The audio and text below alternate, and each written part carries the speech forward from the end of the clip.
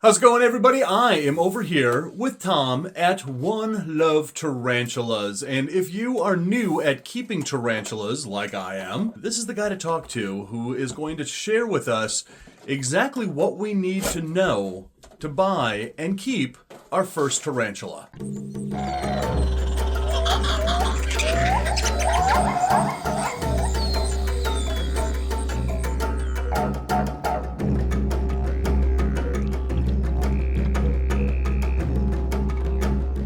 All right, so we've got racks and racks of spiders, spiderlings, tarantulas. First of all, spider and tarantula, two different things. Arachnid people really don't like when we call tarantulas spiders, do we? Right. So all tarantulas are spiders, but not all spiders are tarantulas. Look at how shiny this room is. I mean, what is this, like insulation? Yep, so it's 2 layers of Mylar with about a 1/4-inch layer of, it's like a foam. There's some stuff you can get that's like almost like bubble wrap in between. I opted for this just because I like the look of this better than the bubble wrap one. And yeah, I mean, it looks... Flight of the Navigator vibe. Right! I mean, it totally looks like we are in some sort of like space capsule, but it's an arachnid room. Okay, so now that we've talked about the walls, and that's why everybody clicked on this video to talk about the walls, what would be the advice that you would have for first-time arachnid keepers? For first-time arachnid keepers, we always recommend that people do some kind of research on their own. And although there's a lot of information out there on the internet that can kind of conflict, it's always best to make your way to a reptile expo, meet up with people who are at a show, to have that one-on-one, to really be able to figure out what it is they're looking for.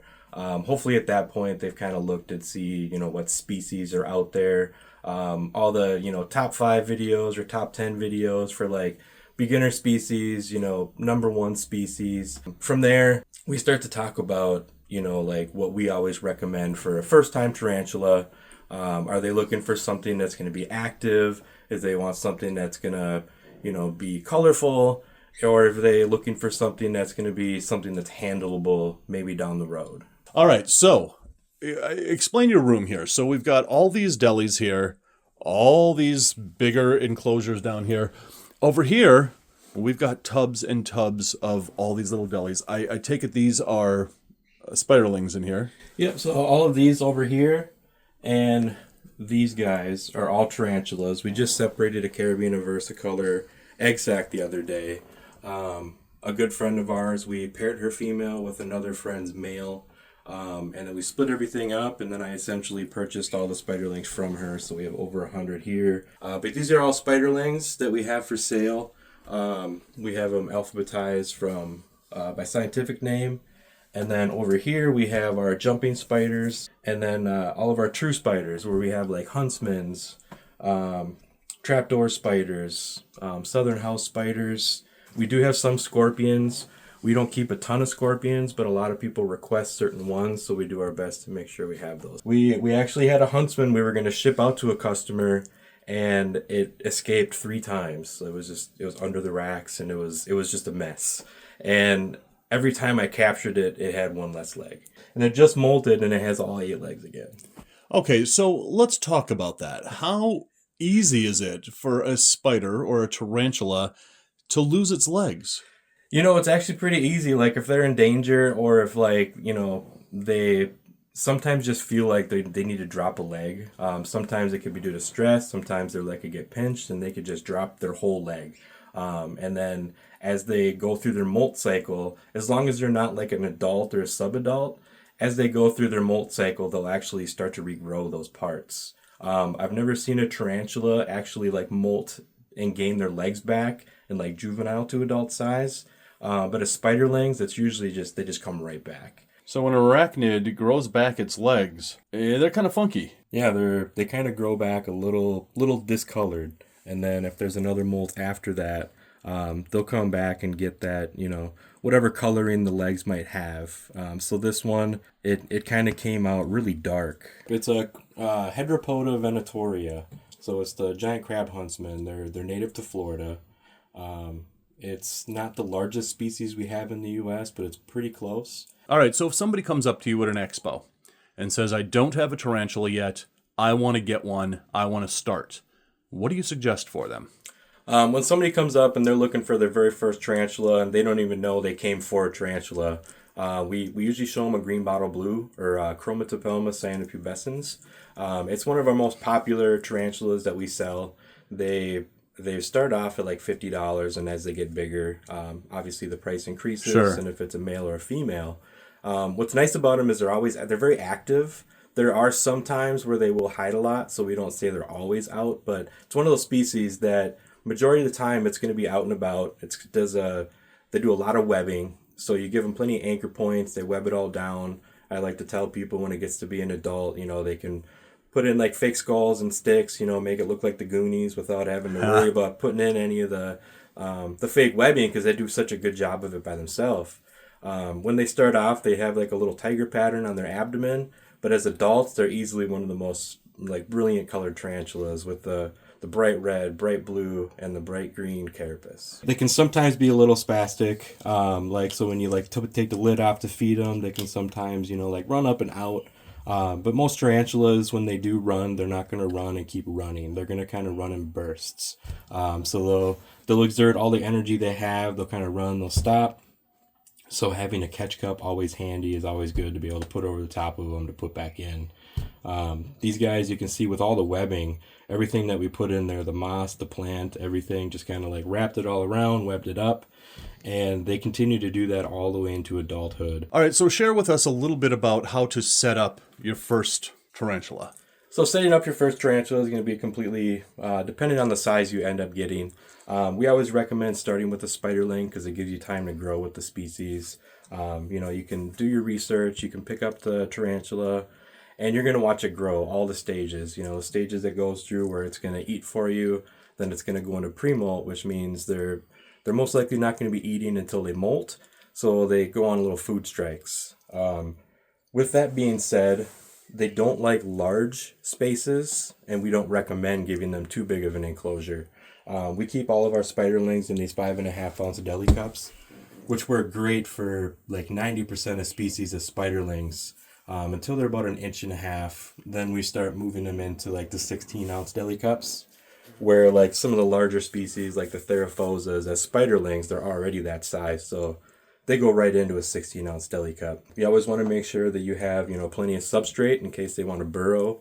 You want to give them anchor points, moss to hold any kind of humidity for the species that need it, and then you just grow their enclosure as they grow. They're opportunistic feeders, so they're most of the time going to wait for food to come to them, although as spiderlings they will do a little bit of scavenging. All right, so that's one of the tarantulas that you can consider if you're getting your first tarantula. What would be another one? Another one would be like a Brazilian black or the Grammostola pulchra. It's a very slow-growing species. They grow to be about 7 inches in diameter, diagonal leg span. They're jet black, and they're actually nicknamed the Black Lab of tarantulas for how gentle they are. Oh, wow. A lot of people have a lot of really good success with handling.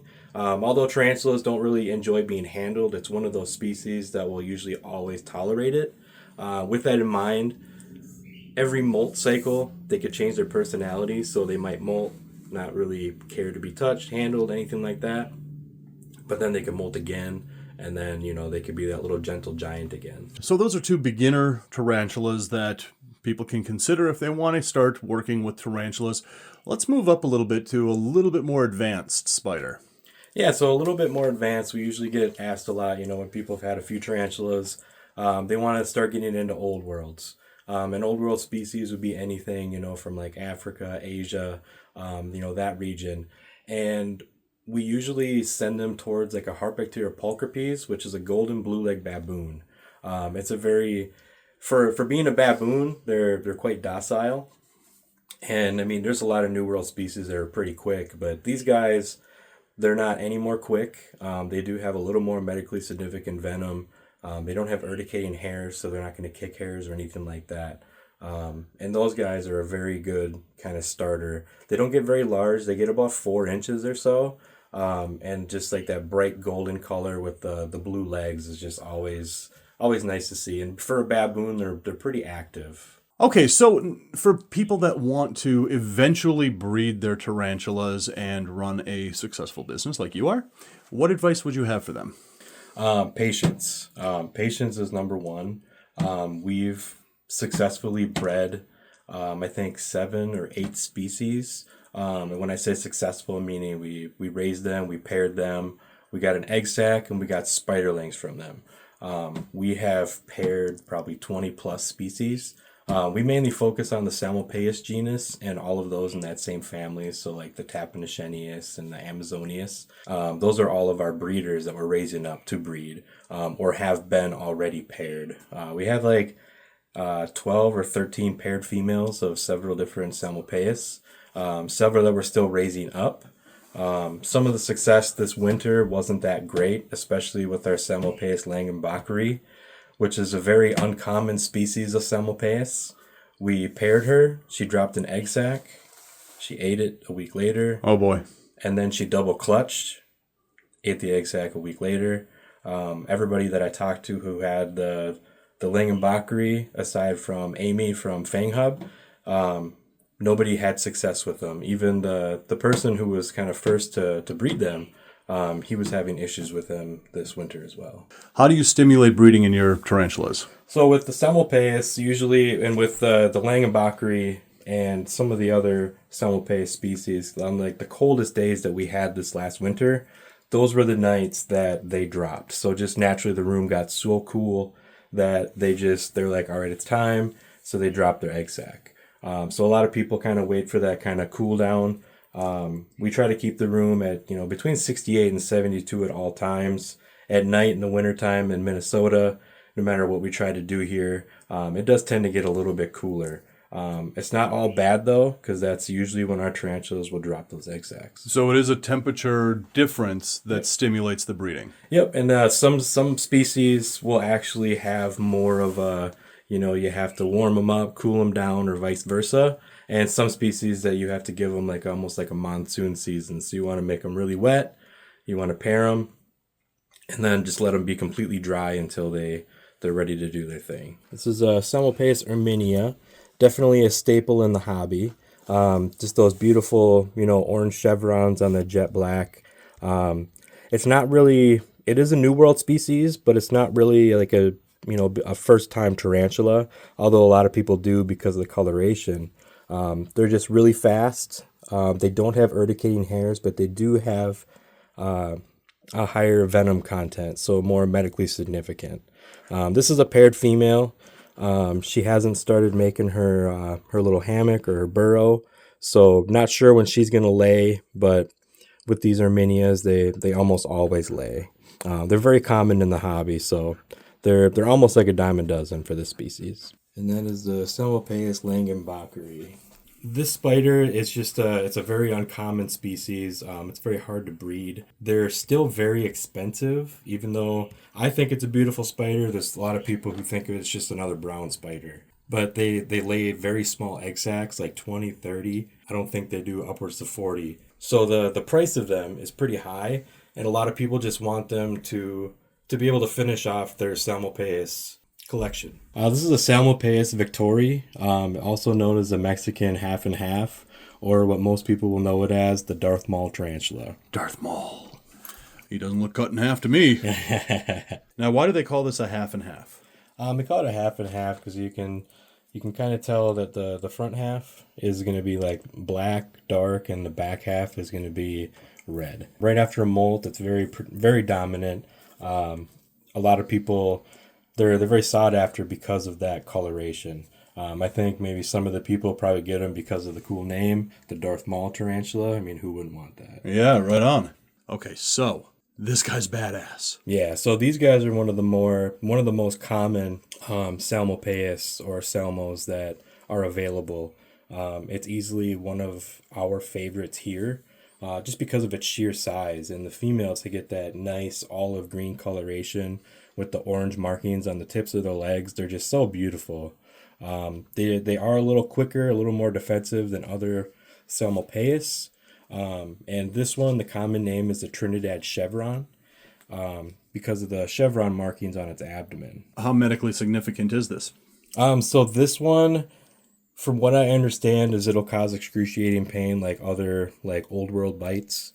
What's really cool about this species is the venom is actually used in some medication used for stroke victims. Oh, very nice. So it really hurts when you get bit by this thing. Yes. Yeah. Most people who get bit, they'll end up going to the hospital for pain management, cramping, things like that. And will you demonstrate for us for the sake of the video? I will not. You will not. Okay, fine. What parting wisdom do you have for people just beginning to get into tarantulas? My parting wisdom would be to take it slow, do their research, go to expos, reach out to people who might have, more information, more hands-on knowledge, because the information on the internet can be so contradicting to one another.